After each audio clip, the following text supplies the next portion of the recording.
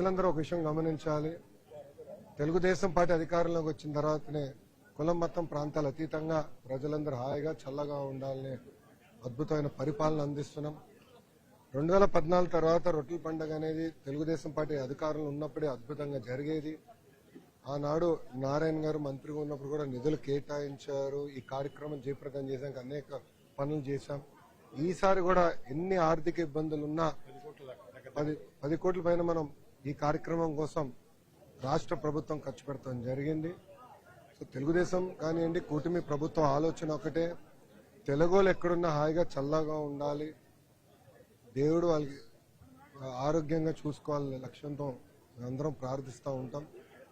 ఈరోజు రొట్టెల పండుగలో చాలా చర్చించాం, ఏ రొట్టె తీసుకోవాలా తీసుకోకూడదు అని చర్చించాం. నేను బలంగా నమ్మేది బాబు గారు ఆరోగ్యంగా ఉంటే రాష్ట్రం సుభిక్షంగా ఉంటుంది, రాష్ట్రం బాగుంటుందని బలంగా నమ్మే వ్యక్తి. అందుకే ఆరోగ్యం రొట్టె తీసుకుంటాం కూడా జరిగింది. ప్రజల ఆశీస్సులు ఎప్పుడు కూటమి ప్రభుత్వానికి ఉండాలా. ఏ బాధ్యత అయితే మమ్మల్ని గెలిపించారో ఆ బాధ్యతతోనే మేము పనిచేస్తాం. ఇచ్చిన ప్రతి మాట నిలబెట్టుకుంటాం. అహర్నిశలు ప్రజల కోసం పనిచేస్తాం. దాదాపు 50% మంది మొదటిసారి ఎమ్మెల్యేలు అయిన వాళ్ళు ఉన్నారు. 17 మంత్రులు ఫస్ట్ టైం మంత్రులు కూడా ఉన్నారు. ఒక కసితో, ఒక పట్టుదలతో పనిచేయాలని తపంతో మేమందరం ఉన్నాం. ఈరోజు సుపరిపాలన తొలి అడిగి వేసాం. ఇంకా 4 సంవత్సరాలు అనేక సంక్షేమ అభివృద్ధి కార్యక్రమాలు కూటమి ప్రభుత్వం కలిసికట్టుగా చేస్తుందని ప్రజలు తెలుపుకుంటూ, ఇప్పుడు మీడియా మిత్రులకి ఏమైనా ప్రశ్న ఉంటే సమాధానం చెప్పడానికి సిద్ధంగా ఉన్నారు.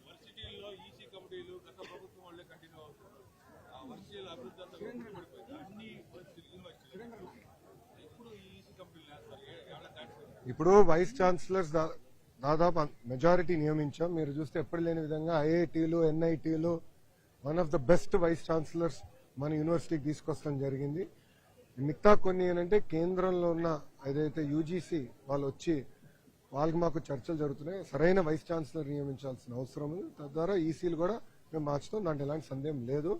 బట్ ఈరోజు చూస్తే ఎక్కడా యూనివర్సిటీ అభివృద్ధికి ఎవరు అడ్డుపడే పరిస్థితి లేదు. పనులు చేసుకుంటూ వెళ్తాం. కేంద్ర ప్రభుత్వం ఇచ్చే రూసా ఫండ్లు కానివ్వండి, యాప్షీ నుంచి మెరుగైన సిలబస్ అందిస్తాం, కానీ ఇవన్నీ పకడ్బందీగా మన ప్రభుత్వం ముందలు తీసుకెళ్తాం జరుగుతుంది.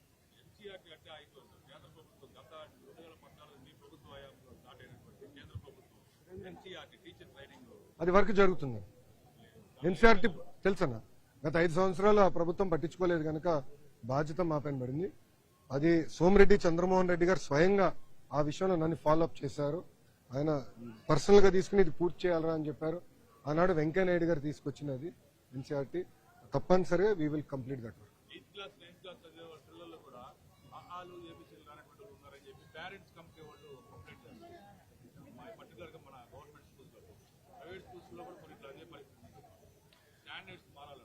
నా 100% దాంట్లో ఎలాంటి సందేహం లేదు. మీరు ఒకసారి చూస్తే ప్రైమరీ స్కూల్ సుమారుగా 33,000 పాఠశాలలు ఉన్నాయి ఆంధ్ర రాష్ట్రంలో. మన ప్రభుత్వ అధికారంలో వచ్చినప్పుడు కేవలం 1,200 పాఠశాలలో 1 క్లాస్ 1 టీచర్ ఉంది. జియో 117 విత్డ్రా చేస్తూ జియో 21 తీసుకొచ్చాం.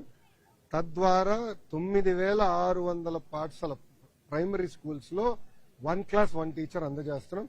ఈ సంవత్సరం దాని ఫలితాలు మీరు స్వయంగా చూస్తారు. ఎందుకంటే సంస్కరణలు అనేది మిడ్ ఇయర్ ఎప్పుడు తీసుకురాకూడదండి. మన ప్రభుత్వ అధికారంలోకి వచ్చిన వెంటనే ఆటోమేటిక్గా ఎకనామిక్ ఇయర్ స్టార్ట్ అయిపోయింది. సో మిడ్ ఇయర్ నేను సంస్కరణ తీసుకురాలేదు, కరెక్ట్ కాదని బలంగా నమ్మాను. ఇయర్ పూర్తయిన తర్వాత మేము టేకప్ చేసాం.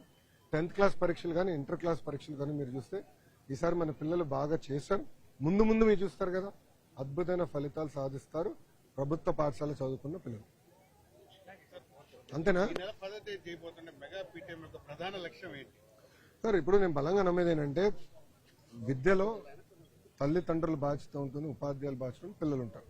ముగ్గురు కలిసికట్టుగా పిల్లోడు ఇప్పుడు పోయిన సంవత్సరం అంటే లాస్ట్ అకాడమిక్ ఇయర్ లో ఎంతవరకు వచ్చారు, అతని బలహీనతలు బలాలు ఏంటి, దాన్ని ఎట్లా ఓవర్కమ్ అవ్వాలి, తల్లిదండ్రుల బాధ్యత ఏంటి, దీనిపైన మొత్తం చర్చించడానికి ఈ పేరెంట్ టీచర్ మీటింగ్ ఏర్పాటు చేస్తాం జరిగింది. పోయిన సంవత్సరం డిసెంబర్లో మన ప్రభుత్వం అధికారంలోకి వచ్చిన ఫస్ట్ పేరెంట్ టీచర్ మీటింగ్ ఏర్పాటు చేస్తాం జరిగింది. ఈ సంవత్సరం మెగా పేరెంట్ టీచర్ మీటింగ్ ఏర్పాటు చేస్తాం జరుగుతుంది. మెగా పేరెంట్ టీచర్ మీటింగ్ ద్వారా కూడా ప్రజాప్రతినిధులు మేమందరం తిరిగి పాఠశాలలోకి వెళ్ళేదానికి మంచి అవకాశం ఉంటుంది. వెళ్ళి అక్కడ కూర్చుని పిల్లలు, తల్లిదండ్రులు, ఉపాధ్యాయులతో మాట్లాడి సౌకర్యాలు ఎలా ఉన్నాయి, వాళ్ళ పరిస్థితి ఎలా ఉందో చర్చించడానికి మంచి అద్భుతమైన అవకాశం.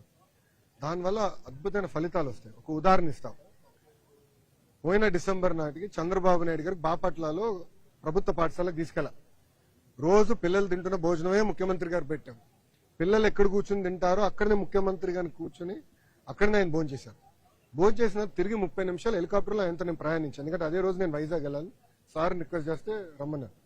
30 నిమిషాలు గౌరవ ముఖ్యమంత్రి గారు చాలా క్లియర్ గా నాకు అన్నం నచ్చలేదు, సన్నబియ్యం అందజేయాలి, ఎట్లా చేయాలో మీరు వర్కౌట్ చేయండి అని చెప్పారు. అప్పుడు నేను గౌరవ మంత్రి నాదెండ్ల మనోహర్ గారితో కూడా మాట్లాడి మొత్తం సిస్టమ్ మేము మార్చాం. సో ఇదేంటంటే మాకు కూడా ఒక అనుభవం. రూముల్లో కూర్చుని ఫోటోలు చూసి ఏదో అది అయిపోయిందని కాదు, డైరెక్ట్ గా పాఠశాలకి వాస్తవాలు ఏంటో తెలిసినాక ఒక అద్భుతమైన అవకాశం మాకు.